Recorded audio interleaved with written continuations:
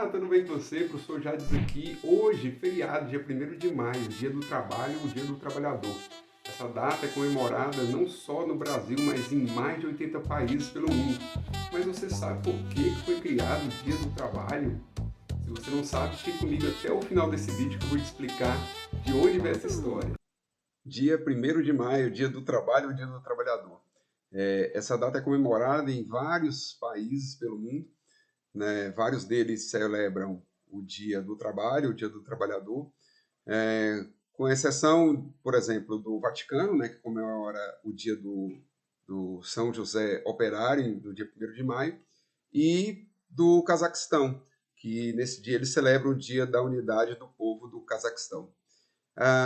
Nos Estados Unidos, eles comemoram o Dia do Trabalho na primeira semana, né, de setembro, é o Labor Day. Então, mas é de lá que vem exatamente a origem do dia 1º de maio, Dia do Trabalho. No dia 1º de maio de 1886 aconteceu uma greve, né, operária, uma greve geral na cidade de Chicago, nos Estados Unidos. A luta, né, o que eles brigavam exatamente nessa greve era a luta pela melhoria das condições de trabalho, a redução da jornada de trabalho de 13 horas para 8 horas e aumento do salário, além da questão do descanso semanal e as férias. E aí, o que você está achando dessa aula? Se você estiver gostando, já clica aí no gostei, já deixa aí seu comentário se você tiver alguma dúvida, tá? E não se esqueça de se inscrever no canal. Se você quiser que o YouTube te dê recomendações de novos vídeos meus, já clica aí nessa sineta aí também para que ele faça isso, tá certo? Bora lá! Acontecia de forma pacífica, né? Era uma manifestação que estava realmente mobilizando vários operários, mas acontecia de forma pacífica. Inclusive, o próprio prefeito, né, tinha ido escutar o que os manifestantes queriam, mas, é claro, com a presença da polícia fazendo toda a proteção, né, da parte ligada às pessoas, né, que estavam lá. Porém, durante a manifestação já estava no final, estava em torno de 100 e poucas pessoas, estourada uma bomba, né, bem próxima dos policiais, e neste momento, durante a manifestação, né, que inicialmente estava pacífico, após o estouro dessa bomba, bem próximo aos policiais que estavam posicionados, essa bomba acaba matando um policial e ferindo 7.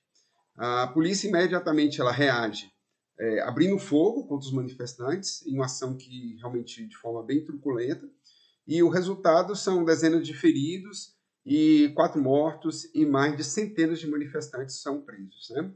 Essa revolta ela é chamada de Revolta de Reimark e ela acontece no dia 4 de maio de 1886. Neste momento são presos 8 manifestantes. Eles ficaram conhecidos como os mártires de Chicago. E esses 8 manifestantes presos são condenados à morte, né? E no momento em que eles estão presos, as manifestações realmente elas se aglomeram nas ruas, aumenta o número de manifestantes. E durante o julgamento e durante o processo, né, que se seguiu, não se tinha nada provado, né? Então, esses 8 anarquistas, eles foram acusados de conspiração, sob a acusação de que um deles teria fabricado a bomba e lançado contra os policiais, mas não foi nada, não tinha prova concreta de que realmente tinha sido algum deles, né? E então, no dia 11 de novembro de 1887, na cadeia de Chicago, o Spies, o Fischer e o Engels e o Parsons, Parsons foram enforcados. E então, neste momento, além disso, um dia antes, o Ling, né, um dos manifestantes, ele morreu na cela, também sobre circunstâncias misteriosas, e a polícia alegou que ele tinha sido cometido suicídio, né? No momento da acusação, foi dado o momento da palavra para eles, e o líder, né, do processo de revolução, né, dessa revolta, dessa greve, o Augusto Spies, que é aqui, ele fala as seguintes frases, né? Ele se dispõe das seguintes frases, das seguintes palavras.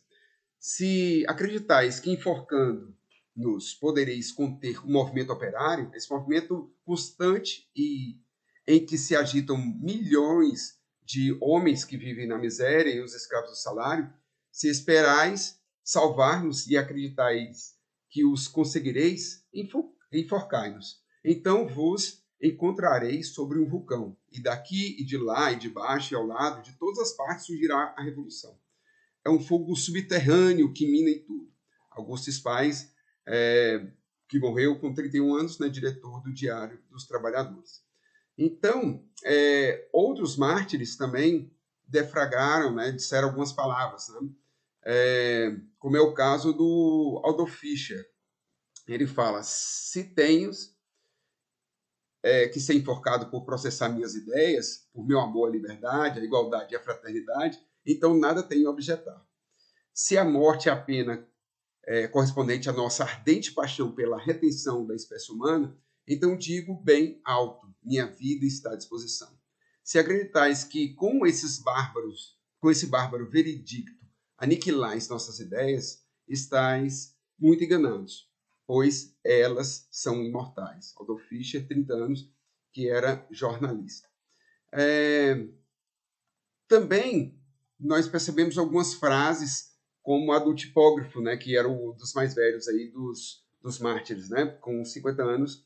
Então ele disse o seguinte: em que consiste meu crime? Em ter trabalhado para a implantação de um sistema social no qual seja impossível o fato de que, enquanto os donos das máquinas, amontoam milhões, outros caem na degradação e na miséria?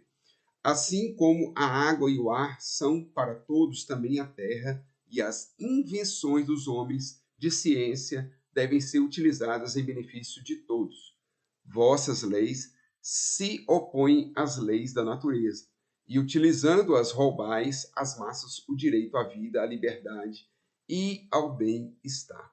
Desta maneira, nós percebemos que os mártires eles tinham em si ideias, né, da Revolução Francesa, acontecida em 1789, e outros ideais também, como é o caso do Albert Parks, com 39 anos, que também foi condenado. Ele disse o seguinte: acreditais que quando nossos cadáveres tenham sido jogados na fossa tudo terá acabado? Acreditais que a guerra social se acabará estrangulando-os barbaramente? Pois estáis muito enganados. Sobre o vosso veredicto cairá o do povo americano e do povo de todo o mundo, para demonstrar vossa injustiça e as injustiças sociais que nos nos levam ao cadafalso. Então, dessa maneira, nós percebemos que os mártires de Chicago, eles tiveram um papel importante nesse processo, né? Então, por conta disso, 6 anos depois, o próprio governador de Illinois, o John Attergelf, ele mandou reabrir o processo. E o novo juiz concluiu que os enforcados não tinham cometido qualquer crime. E ele disse o seguinte: tinham sido vítimas inocentes de um erro judicial.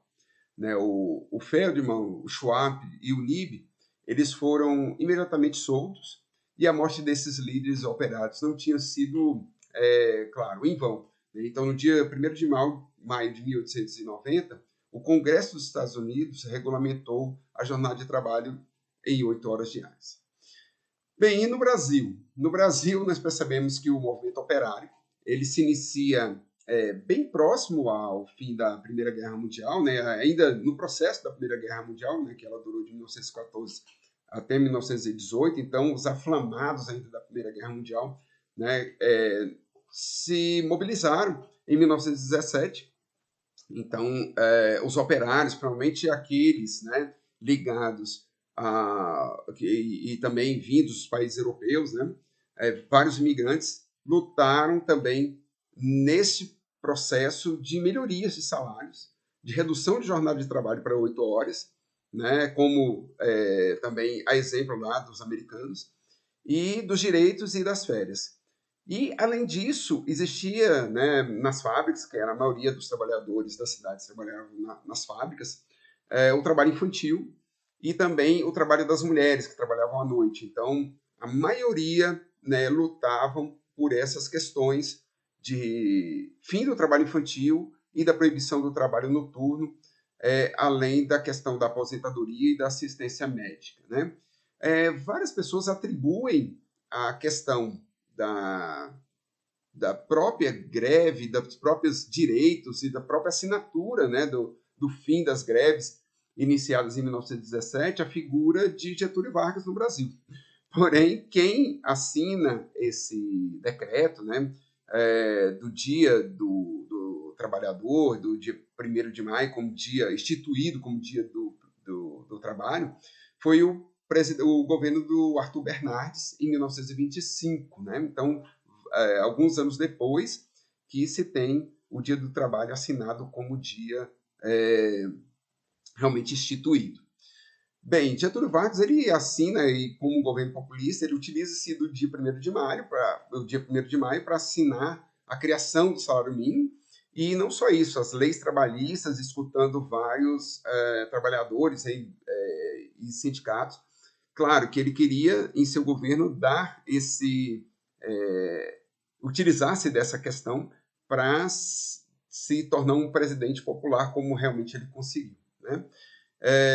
Por conta disso que o dia 1º de maio, vários presidentes, a gente tem aí o aumento salarial nessa data, né? E aí, o que você achou dessa história? Você conhecia essa história? Escreve aí nos comentários o que você achou, tá? E até a próxima aula. Um abraço, tchau, tchau.